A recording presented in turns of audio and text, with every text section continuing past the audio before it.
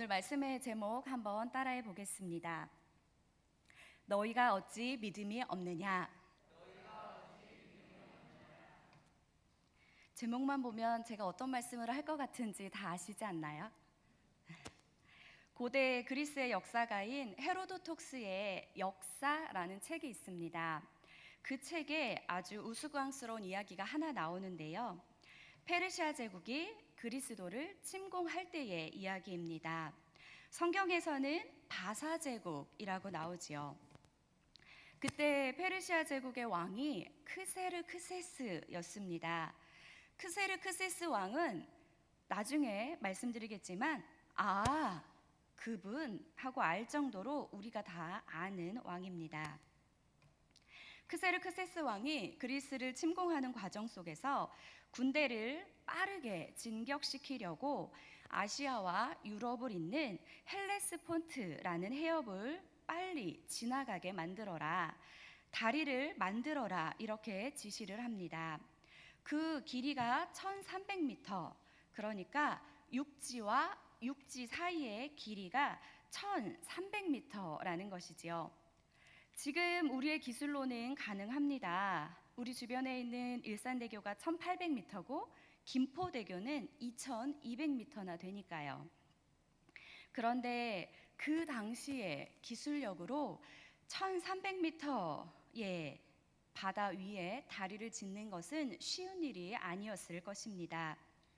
그런데 어찌되었던 용케 완성되었던 다리가 그때 불어온 폭풍에 의해서 파괴되고 맙니다. 다 그냥 사라져 버린 것이죠. 이 소식을 들은 크세르크세스 왕이 크게 분노하면서 신하들에게 이런 명령을 내립니다. 바다에 300대의 채찍질을 가해라. 그렇게 말하고 족쇄 한 쌍을 바닷속에 집어 던져라 라고 이야기합니다. 바다를 혼내주고 잡으라는 이야기지요. 마치 고대 신화와 같은 이야기지만 실제 이야기입니다. 그러니까 이 이야기의 맥락은 페르시아 왕 바사의 왕은 바다까지 지배한다는 나름의 목적이 있는 것입니다. 바다에게 벌을 줄 수 있는 왕의 권위에 대해서 말하는 것이지요. 왕은 채찍 집행인에게 바다를 향해서 이렇게 외치라고 말합니다.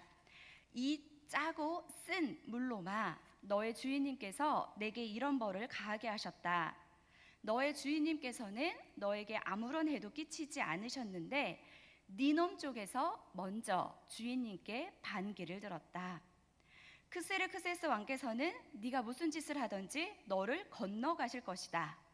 그리고 물론 내 놈에게 공물을 바치는 자는 이 세상에 단 한 사람도 없을 것이다. 네 놈처럼 탁하고 짜고 쓴 물에는 당연한 처사다. 이렇게 외치라고 하면서 바다에 300대의 채찍질을 하라고 한 이야기입니다. 이 어이없는 행동을 한 크세르크세스 왕이 누구일까요? 바로 에스더 왕후의 남편 아하수에로 왕입니다. 좀 더 낯익으시죠? 아하수에로 왕, 바사의 왕. 역사 가운데 이렇게 바다에 채찍질을 하고 바다를 꾸짖은 사람이 이 사람 말고 또 있을까요? 오늘 우리가 읽은 본문에 또 한 분이 나오죠. 바로 예수님이십니다. 예수님이 바다를 꾸짖으면서 말씀하십니다. 잠잠하라, 고요하라. 그런데 크세르크세스처럼 우스꽝스러운 광경은 전혀 아니지요. 갈릴리 바다는 사실 바다가 아니라 호수라는 것을 우리는 이미 알고 있습니다. 유대인들은 좁은 땅에 살다 보니까 갈릴리 호수가 바다처럼 느껴지는 것이죠. 그런데 이방인이었던 누가는 누가복음에 절대 갈릴리를 바다라고 하지 않습니다. 끝까지 호수라고 표현하고 있습니다. 그러나 역시 다른 유대인이었던 마테나 마가도 역시 갈릴리를 바다라고 표현합니다. 우리나라 사람에게는 백두산이 좀 특별한 산, 우리나라에서 가장 높은 산이지만 중국 사람들이 봤을 때 그냥 흔하디 흔한 산인 것처럼 이방인인 누가는 다른 바다를 많이 봤기 때문에 갈릴리를 보면 이건 바다가 아니야, 호수야 라고 명명하는 것이지요. 이 갈릴리 바다는 해수면보다 200m 이상 낮고 주변에 산들로 둘러싸여 있어서 큰 돌풍이 발생하는 일이 많았다고 합니다. 길이를 보니까 갈릴리 호수 남북으로 길이가 21km가 됩니다. 눈에 안 보이겠죠. 이 길이가 어느 정도 될까? 성도님들에게 어떻게 설명을 드릴까? 이렇게 찾아보다가 호수공원의 길이가 처음과 끝에서의 둘레길이 4.9km, 총 돌아본 그 길이가 9.2km. 저희 교회에서 행주산성의 맛집까지 가는 길이가 13km라고 합니다. 그러면 갈릴리의 남북으로 길이가 21km면 얼마나 긴지 가늠이 되시나요? 그리고 동서로는 12km. 그러니까 동서로의 길이가 교회에서 행주산성까지의 길이가 되는 정도의 크기입니다. 수심이 26m, 제일 깊은 곳은 46m 정도나 되는 아주 깊은 곳이었는데요. 여기서 태어나 쭉 자라왔던 제자들은 타지 사람들보다 이 호수에 대해서 지식이 많았을 것입니다. 그런데도 제자들이 몰랐던 것은 언제 돌풍이 어떻게 불지 모른다는 것이지요. 그건 자연의 마음이니까. 자, 이런 배경을 가지고 있습니다.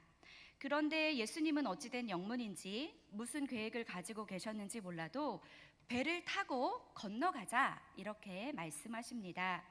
그리고는 배를 타자마자 배 고물이라는 것은 배의 후미에서 깊은 잠에 빠지십니다.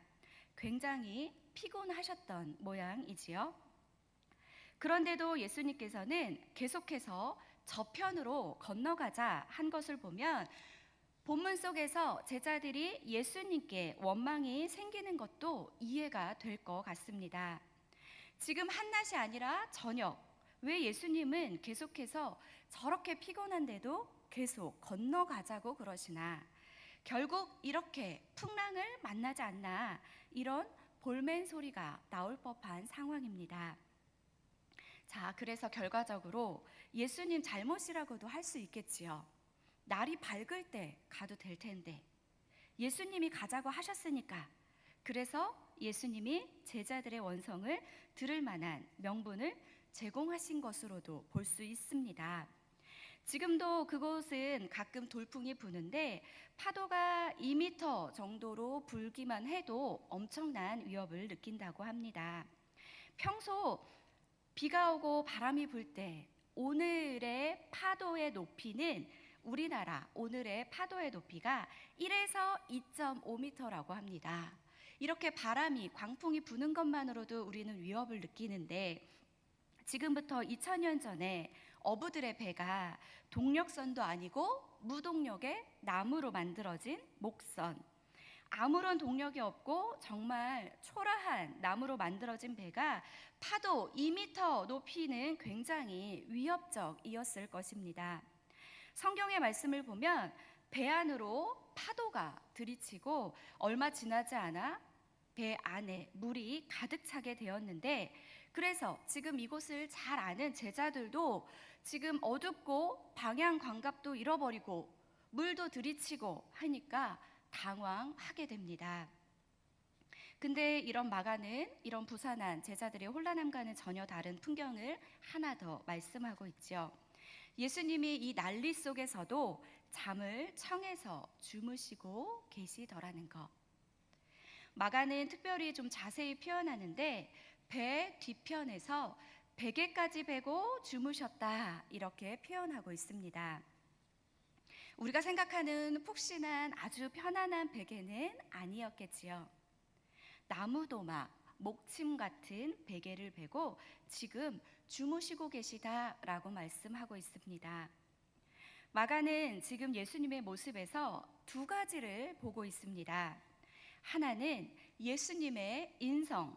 그분은 지금 너무 피곤해서 잠을 도저히 참을 수 없는 사람의 몸이라는 것을 이야기하고 있고, 또 한편으로는 아니 이런 순간에도 절대 평안을 가지신 저분의 정체가 무엇일까?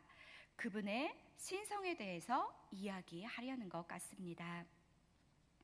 나름 이곳에서 잔뼈가 굵은 제자들이었지만 더 이상 못 버티겠다, 이제 우리 다 죽겠다라고 판단이 들었을 때에 제자들이 예수님을 깨웁니다. 본문 38절입니다. 본문 38절의 말씀을 한 목소리로 함께 읽어보겠습니다. 예수께서는 고물에서 베개를 베고 주무시더니 제자들이 깨우며 이르되 선생님이여 우리가 죽게 된 것을 돌보지 아니하시나이까 하니. 아멘. 점잖게 표현을 했지만 선생님이여 우리가 지금 죽게 된 것을 돌보지 아니하시나이까? 이렇게 점잖게 말하지는 않았을 것입니다. 굉장히 다급하게 선생님 선생님 일어나 보세요, 다급하게 이야기했겠지요. 특별히 제자들의 말 속에 보면 지금 예수님을 뭐라고 부르고 있습니까? 선생님 선생님이라고 부르고 있습니다. 이 사건 이후에 저들이 주님이라고 부릅니다. 그 전까지 그들은 선생님이라고 불렀던 모양입니다. 그러니까 내 삶의, 자기 삶의 주인은 아니었던 것이지요. 그냥 좋은 교훈을 가르치는 훌륭한 선생님이었던 것입니다. 성도님들에게 주님은 지금 어떤 분이십니까? 선생님이십니까? 주님이십니까? 성도님들에게 주님은 정말로 내 삶의 주인 되심을 고백하십니까? 이후에 일어난 일들 이미 성도님들이 다 알고 계시는 내용이지요. 예수님은 크세르크세스처럼 우스운 분이 아니셨습니다. 바다의 채찍을 300대를 때린들 무슨 소용이 있겠습니까? 예수님은 실제로 바람도 바다도 잔잔하게 하시는 능력을 보여주십니다. 오늘 본문 마지막 절 41절을 다시 한번 보도록 하겠습니다. 오늘 본문 41절 다시 한번 읽어보겠습니다. 시작.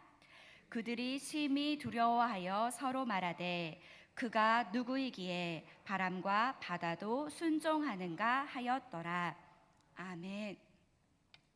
우리가 이 이야기를 잘 알고 있는 내용인데 혹시 이 본문을 보면 구약에서 동일하게 비슷한 본문이 생각나는 부분이 있으신지요? 이 내용과 비슷한 내용이 구약에도 나오고 있습니다. 마가는 이 본문을 기록하면서 지금 의도적으로 구약의 요나 이야기를 꺼내려고 합니다. 우리가 지금 번역된 성경으로 봐서 그러는데 요나에서 사용된 동일한 표현들이 이곳에 나오고 있는데요. 마가는 요나에서 나오는 동일한 단어, 동일한 문구, 동일한 표현들을 계속해서 쓰고 있습니다. 마가는 의도를 가지고 이 사건을 재기술하고 있다는 것이지요. 요나 사건을 떠올려 보시면 예수님과 요나는 여러 공통점을 가지고 있습니다. 두 사건 모두 배 안에 있었습니다. 바다 위에 떠 있는 상황입니다. 그리고 둘 다 모두 유사한 용어로 묘사한 폭풍 가운데 있었습니다. 그리고 두 배 모두 죽음을 두려워하는 사람들로 가득했습니다. 같은 상황이지요. 그리고 두 사람 모두 배에 탄 사람들을 꾸짖는 것까지 같은 내용입니다. 요나는 요나대로, 예수님은 예수님대로 내용은 약간 다르지만 배에 타고 있는 사람들, 죽음을 두려워하고 있는 사람들을 계속 꾸짖는 내용이 나옵니다. 요나의 꾸짖음은 나를 빨리 바다에 던져라. 그래야 너희들이 살 것이다. 라는 것이고, 예수님은 왜 이렇게 무서워하고 두려워 떠느냐? 라고 말씀하시면서 너희들이 어찌 믿음이 없냐? 라고 책망하고 계십니다. 그리고 두 사건 속에 보면 주인공들이 모두 어떻게 하고 있지요? 잠을 자고 있습니다. 예수님도 깊이 곤히 주무셨고요. 요나도 자고 있었습니다. 그리고 또 있습니다. 두 사건 모두 해결책을 제시했을 때 기적적으로 폭풍, 파도, 바다가 잔잔해졌다라는 것도, 그리고 배에 탄 사람들이 그 폭풍이 잠잠해진 후에 고백하는 것도 똑같습니다. 이전보다 그를 더 두려워했다. 요나서는 하나님을 더 두려워했다. 이렇게 나오고요. 지금 신약에서는 예수님을 더 두려워했다. 이렇게 나옵니다. 상당히 많은 부분들이 일치하죠. 마가가 의도성을 가지고 요나 이야기를 지금 재소환합니다. 마가의 의도는 이 사건을 기억하면서 그분이 그러고 보니 요나와 많이 닮아 있다. 그런데 요나와는 비교할 수 없는 분이라는 것을 알려주려는 것입니다. 그런데 눈에 띄게 하나가 다른 부분이 있는데, 그것은 이 풍랑을 잠잠하게 하는 방법에 있어서 두 사건의 방법이 완전 다르다는 것이지요. 요나는 자신이 희생제물이 되면서 폭풍이 치는 깊은 바다에 던져졌고 하나님의 진노가 멈췄습니다. 그런데 예수님은 그렇게 하지 않으셨습니다. 예수님은 권세 있는 말씀으로 바다와 바람을 잔잔케 하셨습니다. 요나는 폭풍을 일으키는 원인이 되었지만 예수님은 폭풍을 해결하는 해결자로 나오신다는 것이지요. 이것이 다른 부분입니다. 마태복음으로 가보면 이 사건을 두고 곱씹어 보면서 마태가 신학적 해설을 덧붙여서 쓴 내용이 있습니다.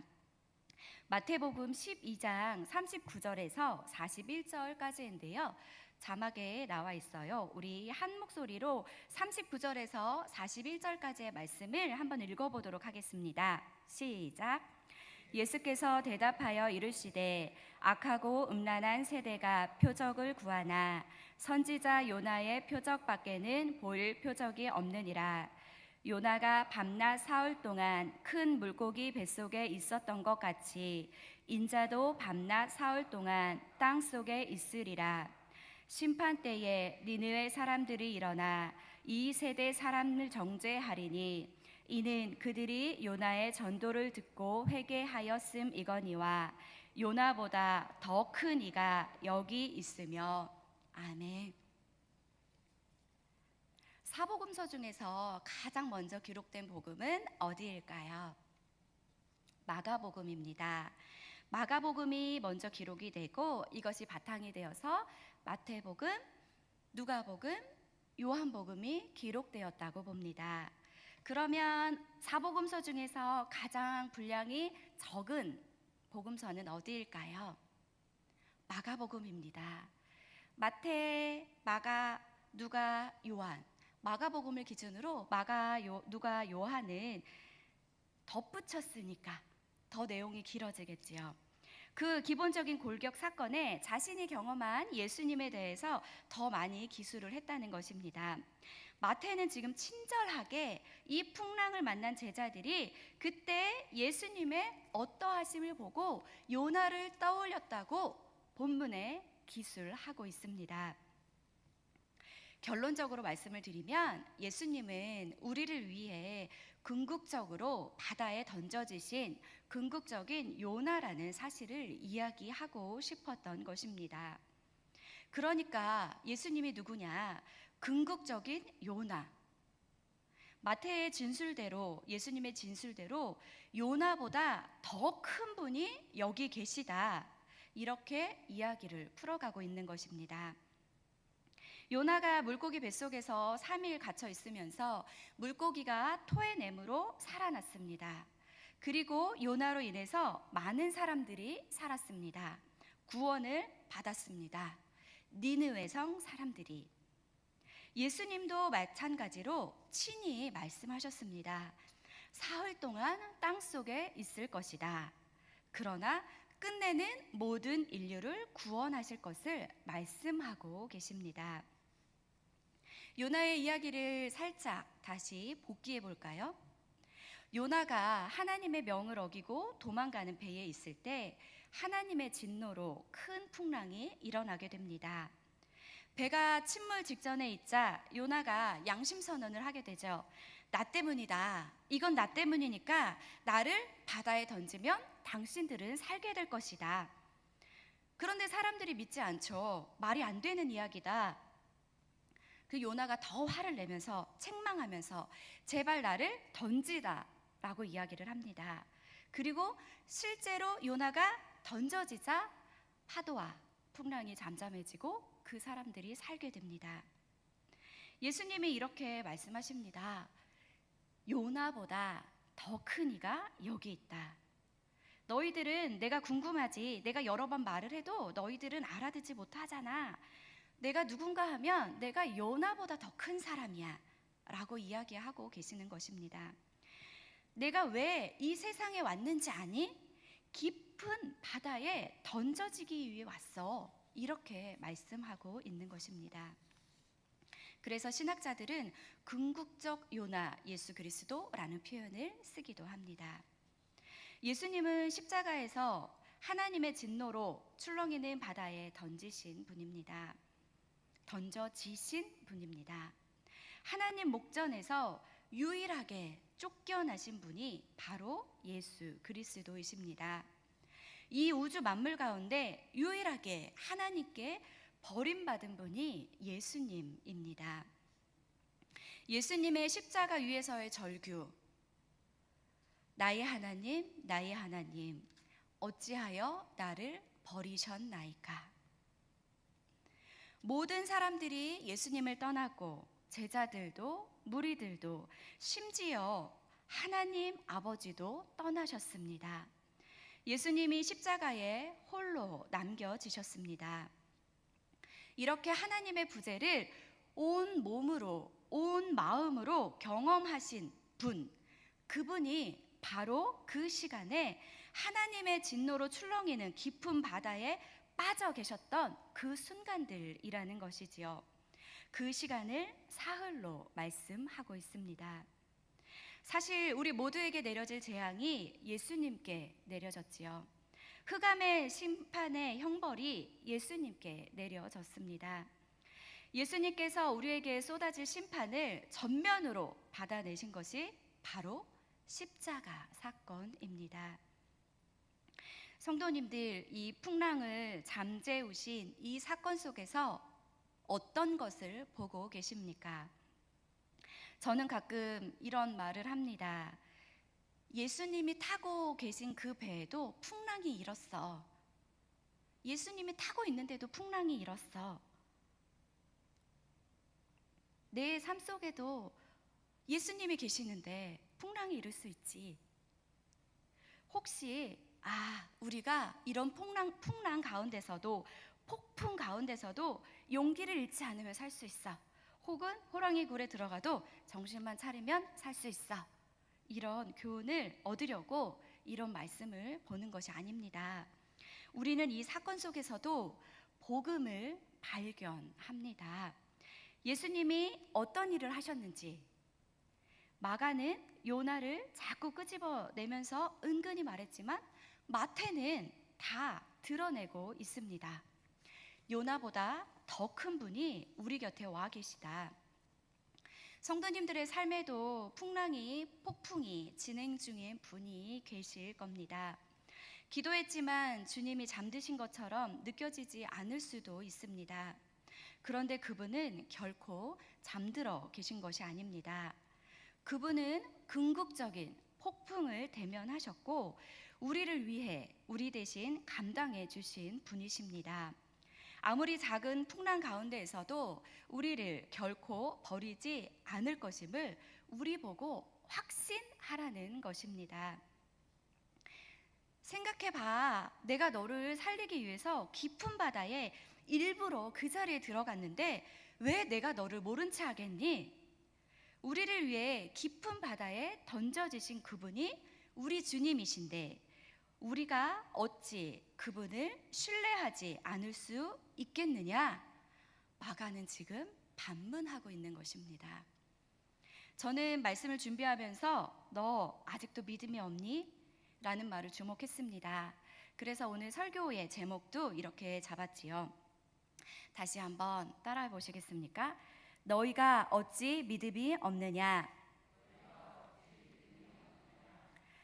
오늘 40절에 예수님은 제자들에게 이렇게 말씀하시죠. 너희가 어찌 믿음이 없느냐?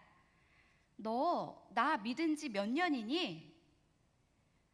너는 결탄코 하나님께 버림받은 인생이 아니다. 버림은 내가 받았다.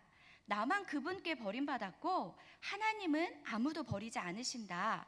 하나님은 우리에게 그렇게 말씀하고 계십니다. 우리는 풍랑이 조금만 일어도 도대체 하나님 뭐 하시는 것인지, 우리는 그분이 나를 위해 무슨 일을 하셨는지 기억하지 못하고 도대체 주님 어디에 계십니까? 불평을 먼저 할 때가 많이 있습니다. 그러나 분명 하나님은 아무도 버리시지 않으십니다. 이 세상 유일하게 버림받으신 분은 예수님입니다. 우리 한 사람 한 사람을 하나님께서 다 살리시려고 오직 한 분을 버리신 것이지요. 우리는 살다가 때로 되게 쉽게 선택과 유기를 말하기도 합니다. 복음의 핵심은 모든 이들이 하나님을 건지셨고 딱 한 분 예수님만 버리셨다는 것. 우리가 그 예수님만 믿기만 하면 하나님께 갈 수 있다는 것. 이게 복음이지요. 사랑하는 성도님들, 풍랑 속에 있으시지만 여러분은 결단코 버림받지 않으셨습니다. 그리고 절대 버리시지도 않을 것입니다.